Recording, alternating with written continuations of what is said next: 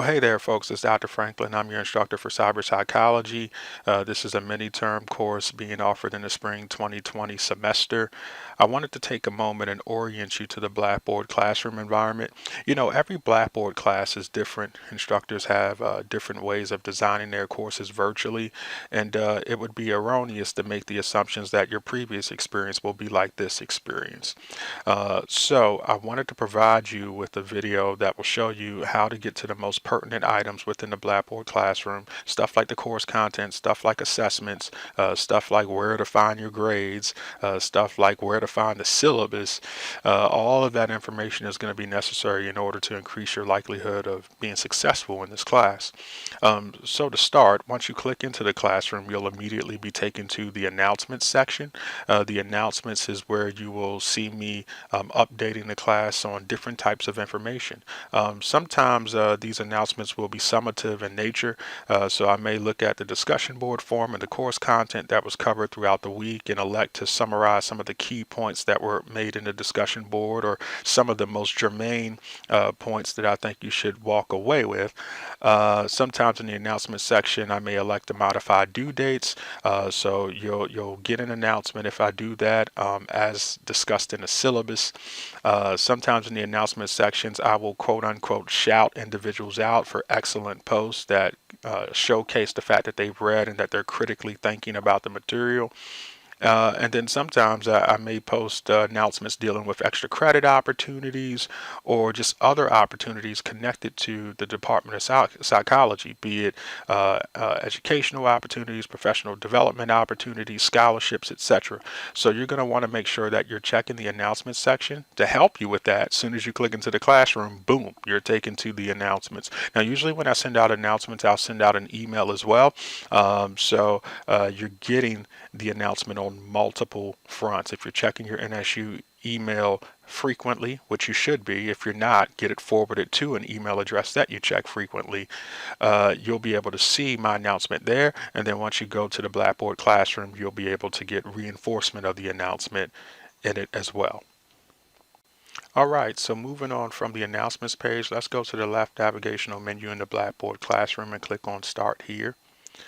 Start Here is where you can find this video that's dealing with how to navigate this Blackboard Classroom, because you never want to make assumptions that every Blackboard Classroom is the same. Now, some of the learning objectives or skills I want you to walk away from this content with include how to navigate this online classroom. Hopefully this video is working. How to attach or upload a file to Blackboard, and how to write strong, quality, rich discussion board posts. So all of those things are extremely necessary for this course. So even though this video is provided in this section, some people may prefer to read how to navigate the Blackboard Classroom for this course, so I've written out instructions here. These instructions detail what can be found in each section along your left navigational Blackboard menu.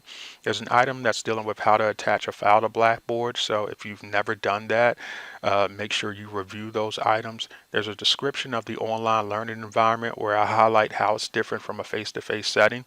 I'll also include in there some information in regard to the expectation you should have for me as it relates to responding to your email or discussion board post. So you should allow 24 hours to 48 hours for responses to email or discussion board posts. Just a word about discussion board posts. Don't expect me to respond to everyone in the class, but sometimes I may elect to just read and make observations in discussion board forums. And then there may be times where I jump in when I feel like the conversation is starting to die out a bit, and I ask a question to kind of bring up the dialogue again. If I'm requested to jump into a discussion board conversation, I'll certainly do that. But my role is not to be the sage on the stage, but rather what I want to do is just facilitate you learning this information. And sometimes that will involve me just observing and reading. Sometimes that will involve me chiming in if asked, and most times if I'm asked, I will chime in. If I notice that some clarification is needed, I'll chime in then. And you may see me jumping in when individuals aren't getting responses from their peers, because I want to make sure that everybody has a response. But week to week, Don't expect me to respond to everyone. And if I don't respond to you, it doesn't mean that your discussion board post is bad. And if I do respond to you, please continue the conversation. So that doesn't mean that it has to stop. So just a word about discussion board posts. Um, let's get back on track to describing the online learning environment. You should log in at least 3 times a week, or as minimally necessary for you to be productive. And just a general rule of thumb is for every credit hour you register for, you should expect to spend at least 3 hours completing work for those credit hours outside of the face-to-face setting or outside of the virtual classroom. So given that this is a 3 credit hour course, uh, you should expect to spend 9 hours a week working on this course and logging in at least 3 times a week. So how you break up those 9 hours is up to you, but you just want to make sure that you're handling your business on that front before the due dates that I've set in the course. How to write discussion board threads and responses. There's a folder here that includes 3 documents that will give you some useful information in terms of what I'm looking for in regard to your discussion board post. So 10 suggestions are listed here. All right, so review those as soon as you can. Moving on. Um, you can use the breadcrumbs located at the top of the screen if you'd like to navigate back to the area from whence you came. So I can click on Start Here, and that will take me back to the General Start Here folder section.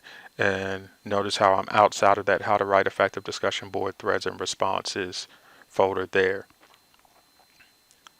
Moving on, if you click on Dr. Franklin's profile, here is where you'll find a picture of me, my email, my work phone, my physical location on campus, and my office hours. I've listed my face-to-face office hours as well as my virtual office hours. In regard to my virtual office hours, that means that you can contact me via Blackboard, and we can set up a Blackboard Collaborate session in which we can meet face to face virtually if you have a web camera. Otherwise, uh, I am not seeing individuals face to face during my online office hours. If you want to take advantage of my face to face office hours, you certainly can do so. So feel free to pop in if you see me on campus, introduce yourself, as I would love to put a face with a name and make a connection with you, not just virtually. Okay, so moving on from Dr. Franklin's profile, if you click on virtual messaging, you will see some options in regard to course messages. So this is a place where you can create messages and send them to me. I would much prefer you email me directly instead of utilizing course messages, because admittedly there are times during the semester where I forget to go into course messages.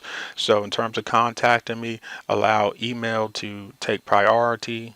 Secondarily, feel free to contact me via telephone, and then last resort, course messages. I generally respond to my email within 24 to 48 hours, so I would highly encourage you to use that. Syllabus and Textbook. This is the place where you will find a copy of the syllabus. The syllabus is the contract between you and I. You should expect no surprises. If it's not in the syllabus, then I'm not going to do it. Essentially, the syllabus is the framework for this course. So all of my office hours are listed in the course. The contact information that you saw in my profile is listed. Course description is provided. Course rationale is provided.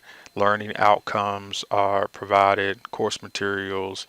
And there's a breakdown of the assignment due dates in the course syllabus. So right away on page 1, you get an idea of what the calendar will look like across the semester. So this is a place where you can get information in regard to due dates as it relates to the discussion board assignments and the quizzes. Spring break is listed in here as stated by the academic calendar. Quick note about the discussion board due dates. You have 2, even though in your Blackboard course calendar, it's only going to show one due date. So for every discussion board connected with a module. So this week we're going to be on module 1 because it's the start of the course. For each discussion board connected with a module, your initial posting will be due by Thursday at 11:55 p.m. and then your follow-up commenting to your peers, at least 2 replies to your peers, is due by Sunday at 11:55 p.m. So make sure you keep that in mind. When I do evaluate you, I will be taking into consideration if you submitted your initial post by Thursday at 11:55 p.m. and if you responded to your peers by Sunday at 11:55 p.m. So timeliness is extremely important across these posts. There's other relevant information here that you should look into. And then there is a picture of the textbook listed. Moving out of syllabus and textbook, course content is where you will find all of the instruction for the course. Now, the instruction for the course is broken up into 8 modules. And in 1 week, we will be doubling up modules. So given that this is a mini-term course, we're essentially taking 15 weeks of information and putting it into a 7 to 8 week time frame. So it's a bit fast paced, and you're going to want to make sure that you're completing the work by the stated due dates. Stated due dates are listed on the outside of these folders. So we got Sunday, March 8th for Module 1, Module 2, Sunday, March 22nd, Module 3, Module 4, that's a double up week, right? All of that is going to be due on Sunday, March 29th, Module 5, Sunday, April 5th, Module 6, April 12th, Module 7, April 19th, and then finally Module 8, dealing with final exam, that's going to be due April 24th. Okay, so course content, your one-stop shop for instruction and all of your assignments. Let's click into a modular folder. When you enter into a modular folder, you'll see the learning objectives listed. So what I want you to be able to do as a result of processing and reflecting on the content in this module folder, you'll see the assignments listed out. You'll see discussion board forms that you have to complete. So for this first week, hello, my name is, you need to complete that. I give you the required readings for the course. You have mini lectures that are being provided. So the narrations are done by Dr. Scott Debb. He's a counseling psychologist in the Department of Psychology, and the transcripts were developed by Dr. Karen Holmes. So you can pull up these narrated slideshows and listen to these audio lectures, and if you don't care to listen to them, you can simply just click on the PDF transcript to get the information. Keep in mind that these lectures are not substitutes for reading, so you still need to do the reading, and then these lectures cover portions of your reading, and they also elaborate on concepts that weren't discussed in your reading.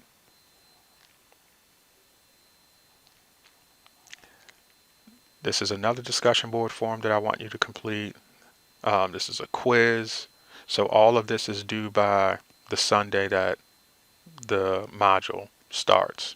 So each modular folder, folks, will have the same breakdown. Learning objectives, assignments listed out, your discussion board posts along with required readings, some lecture content, a quiz, and then there will be a hyperlink that will take you to the next section.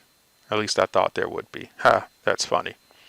All right, so going up, let's use our breadcrumbs to get outside of this modular folder and just go back to course content, and voila, we are there.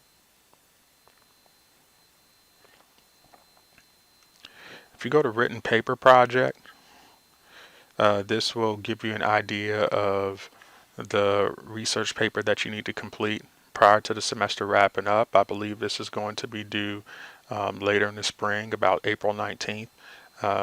So if you click on it, you'll see the due date for April 19th, and you'll also have an opportunity to check out the rubric and get an idea of how you're being assessed.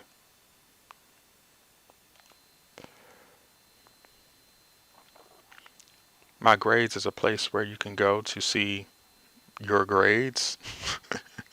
It's pretty straightforward.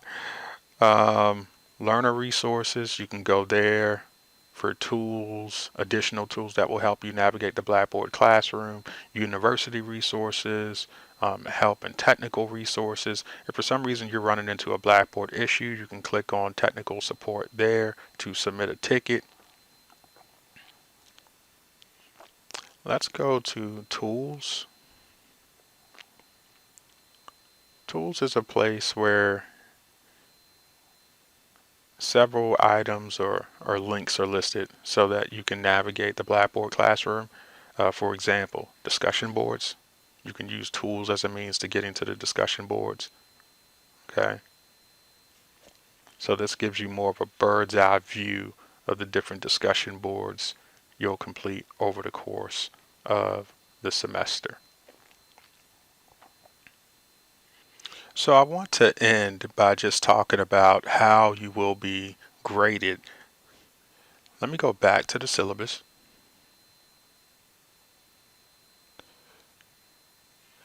So if you go to page 4, it will list out evaluation and assessment methods for this course. So your final grade is based on earning a maximum of 100%.